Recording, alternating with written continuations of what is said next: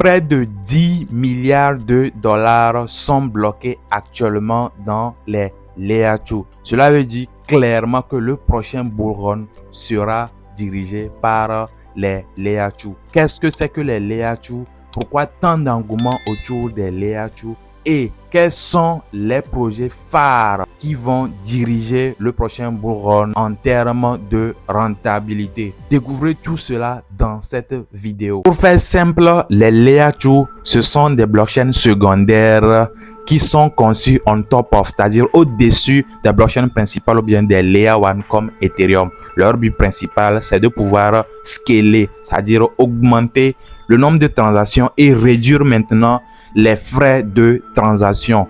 Aujourd'hui, les frais sur Ethereum, même si actuellement où on fait cette vidéo, c'est encore bien favorable, mais généralement, les frais sur Ethereum sont high et les transactions sur Ethereum sont encore très basses. Or, le réseau est assez utilisé et la solution qu'apportent maintenant les Layer 2, c'est de pouvoir augmenter plus de transactions à des frais très réduits. Maintenant, pourquoi on les appelle des Layer 2? Parce qu'elles n'ont pas leur propre sécurité. Donc, elles doivent bénéficier de la sécurité du Layer 1 ou bien de cette blockchain principale comme Ethereum. Elles paient pour la sécurité des fonds des utilisateurs du Layer 2 qui est en train d'être développé. Avec les Layer 2, on batch les transactions, bien on regroupe les transactions. Une transaction que toi individuellement tu allais faire et payer des frais exorbitants, elle sera mise dans un grand lot et mis dans un gros lot en off-chain, c'est-à-dire hors d'une blockchain, et après maintenant soumettre sur une blockchain de base et être validé. Quand c'est cela, les frais de transaction sont très moins, parce que si je prends un exemple, si vous allez au marché aujourd'hui et vous achetez, disons peut-être un seul BIC, le BIC va te coûter $1 quand tu vas l'acheter individuellement. Mais si quelqu'un va, un grossiste, si lui va, il veut avoir peut-être 1000 BIC, on peut lui faire 1000 BIC peut-être sur le prix de $0,5 parce qu'il veut acheter beaucoup. Donc, c'est ce qui se passe avec les Layer 2. Quand les Layer 2 prennent des transactions individuelles, les batchent ensemble, les mettent ensemble et maintenant les soumettent sur une blockchain principale qu'elle va payer maintenant les frais pour les réduire moins. J'espère que vous avez compris un peu cette analogie-là. Donc, c'est ce qui se passe avec les Layer 2 principalement. Donc, leur but principal, c'est de pouvoir scaler les blockchains principales comme Ethereum. Aujourd'hui, on prend Ethereum comme exemple parce que c'est le réseau le plus utilisé et c'est le réseau qui a plus besoin d'être scalé. D'autres Layer 1 n'ont pas trop ce problème-là. Et aujourd'hui, on le voit clairement dans les faits comme on va le découvrir au courant de cette vidéo. Alors, pourquoi tant d'engouement autour des Layer 2? Pourquoi ça parle de Layer 2 partout? Pourquoi tant de TVL qui continuent de pomper? Pourquoi il y a d'autres investisseurs ou bien des venture capitalistes qui continuent d'investir dans de nouveaux projets Layer 2? Qu'est-ce qui est à la base? Déjà, il faut savoir que les solutions là sont prouvées être en train de marcher. Ça fonctionne. Ça se voit clairement aujourd'hui que ça fonctionne réellement. Et ce n'est plus... Avant, quand on parlait de Layer 2, bon, on disait est-ce que ce truc-là, ça a vraiment marché? Mais aujourd'hui, c'est bien vrai que ça marche.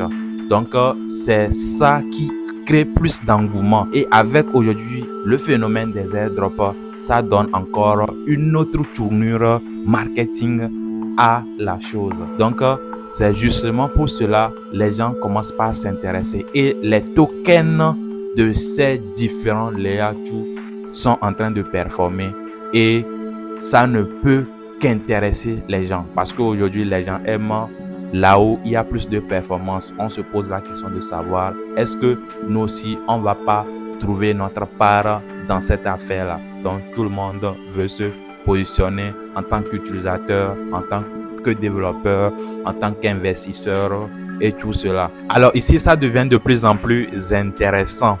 Déjà, si vous êtes arrivé jusqu'ici et vous êtes en train d'aimer ce contenu, donnez un pouce bleu. Et si vous n'êtes pas encore abonné à la chaîne, faites-le pour ne pas rater les prochaines vidéos intéressantes comme celle-ci. Alors, on continue la vidéo. Quels sont ces projets Layer 2 à suivre pour le prochain bull run? Le tout premier sur cette liste, c'est bien évidemment Arbitrum. Arbitrum, il faut savoir que même après son airdrop, a continué de casser de très grands records. Actuellement, Arbitrum est sur une TVL de 2,18 milliards. Et ça continue de grimper en nombre d'utilisateurs, en nombre de projets qui continuent d'arriver sur Arbitrum. Et le token de gouvernance, aujourd'hui les gens disent que ce n'est qu'un token de gouvernance.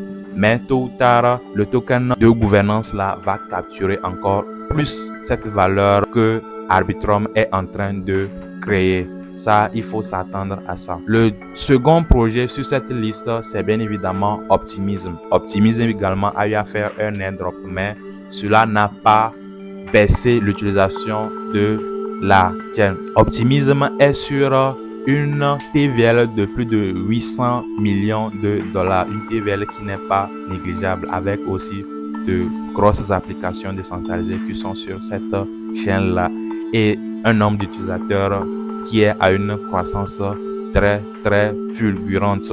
Le token également pourra d'un moment ou d'un autre capturer cette valeur ajoutée créée par cet écosystème-là. Le troisième sur cette liste n'a pas encore de token et c'est bien évidemment ZK-Sync. ZK-Sync, n'en parlons même pas. Depuis mars 2023, ZK-Sync a déjà plus d'1 million d'utilisateurs avec une TVL de plus de 700 millions de dollars déjà déposés sur ce layer 2 là. Et l'avantage avec ZK-Sync, c'est que le token n'est pas encore disponible. Et sur cette chaîne, on a eu à faire déjà une vidéo sur le potentiel airdrop de ZK-Sync. Donc, si vous ne l'avez pas encore suivi, vous pouvez aller la suivre maintenant. Elle peut s'afficher quelque part ici. Vous pouvez aller la suivre rapidement pour voir les étapes à suivre pour se positionner pour l'airdrop ou bien le token de gouvernance de ZK-Sync. Le prochain projet sur la liste pour le prochain bull run en termes de catégorie Layer 2, ce projet n'a pas encore de token, mais le token est bien évidemment confirmé. Ils ont levé 282 millions de dollars à une évaluation de plus de 8 milliards de dollars. Et je parle bien évidemment de Starknet. Le réseau est déjà fonctionnel.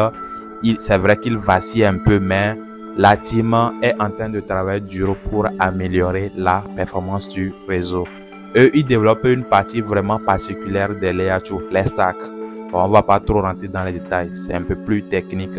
Mais il faut savoir qu'ils arrivent aussi très fort. Actuellement, leur TVL est relativement basse. On voit qu'ils ont une TVL qui n'atteint même pas encore 100 millions de dollars. Donc, on est encore early. La team avait designé une tokenomique en 2022 et on voit clairement que dans cette tokenomique-là, il y avait une partie réservée à la communauté, c'est-à-dire en airdrop. Mais comme le réseau n'avait pas encore été vraiment performant en ce temps-là, je pense qu'on est toujours sous nos réserves en termes de lancement du token. Mais le projet dans sa globalité également a un potentiel. Déjà vu aussi la taille de son funding raise et de son évaluation globale qui est à 8 milliards de dollars.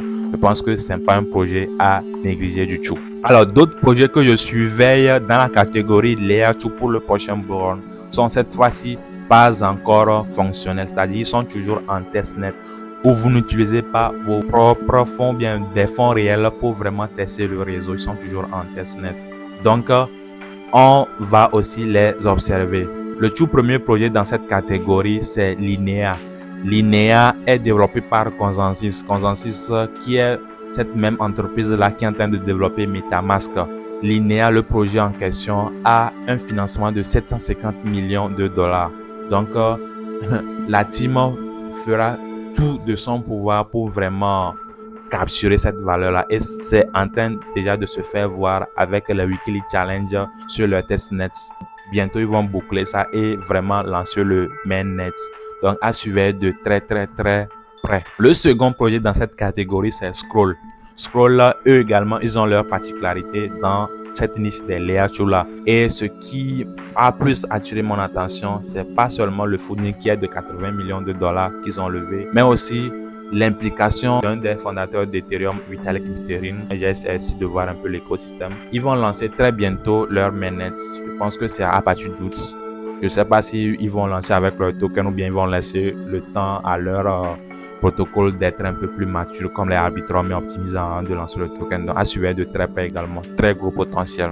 Le troisième projet que je suivais de très près dans cette catégorie-là, c'est le projet Leachu Base, backé par Coinbase, l'un des plus gros échangeurs de la crypto aujourd'hui. Donc, à ne pas du tout négliger. C'est vrai, ils disent qu'ils n'ont aucun plan de l'ancien token, blablabla, blablabla. Mais déjà, avec leurs différents moves là, ça peut donner quelque chose sur le long terme. Donc, je l'ai sous un très grand radar. Déjà, eux aussi, ils sont sur le point de lancer leur mainnet. Il y a également une vidéo sur Base, sur un potentiel airdrop qu'on a fait sur cette chaîne. Donc, vous pouvez aller regarder un peu les différentes actions que vous pouvez mener en attendant qu'ils lancent leur mainnet. J'ai cité ici les projets non seulement qui ont un gros potentiel, mais qui ont une très forte probabilité aussi de lancer leur token. D'autres ont déjà confirmé leur token, d'autres ne sont pas encore prononcés. Mais il y a des questions vraiment inquiétantes, on peut le dire, qu'on se pose sur les Leachu. Et j'aimerais qu'on les traite avant de boucler cette vidéo rapidement. Et il y a la première question, est-ce que les Leachu sont une tendance passagère ou bien c'est vraiment une niche qui est là pour rester? Moi, personnellement, voyons un peu l'environnement et ce que les Leachu ont apporté à l'écosystème crypto, déjà avec les exemples de Arbitrum, Optimism, ZK Sync déjà, je peux dire que c'est pas une tendance qui est venue juste type ICO et qui va disparaître après. Non.